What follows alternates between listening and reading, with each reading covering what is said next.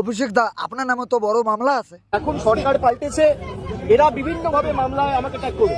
আচ্ছা অভিষেক দা, আপনি তো শুনেছেন যে আপনার কিসের জন্য মামলা হয়েছে? আমি শুনেছি যে মামলায় আজকে আমাকে নোটিশ দিতে এসছে। আমি বলেছি 4 তারিখের পর ডিজে বাজে।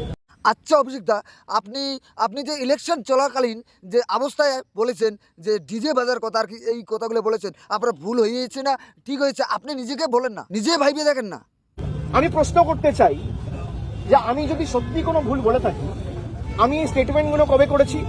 নির্বাচন চলাকালীন। নির্বাচন চলাকালীন। নির্বাচন যখন চলছে, ল অ্যান্ড অর্ডার, আইন শৃঙ্খলা কার আন্ডারে? ইলেকশন কমিশনের আন্ডারে। ইলেকশন কমিশনের আন্ডারে। মমতা বন্দ্যোপাধ্যায়ের আন্ডারে তো ছিল না। না, ছিল না। তাহলে তখন আমার বিরুদ্ধে এফআইআর হলো না কেন? ইলেকশন কমিশনের বিরুদ্ধে কমপ্লেন হলে ইলেকশন কমিশন আমার বিরুদ্ধে ব্যবস্থা নিল না কেন? তো দাদা, তার কারণ আমি যদি ডিজে বাজানোর কথা বলে থাকি, দেশের স্বরাষ্ট্রমন্ত্রী বলেছেন তৃণমূলের লোকেদের উল্টো করে ঝুলিয়ে দিয়ে সভা করে দেবে। আরে উনি তো কমেই বলেছেন অভিষেক দা, আপনি তো বলেছেন যে বিজেপির লোকেদের বলে ঘরের মধ্যে বলে আগুন লাগাই দিবে, উনি তো অনেক কমেই বলেছে। আপনি তো এই কথা বলছেন যে গায়ের মধ্যে তেল ঢালার পরে আগুন লাগিয়ে দেবেন, ঘরের মধ্যে আগুন আচ্ছা এই কথাগুলো আপনি বলেছেন কি না বলেন তো দেখি আপনি।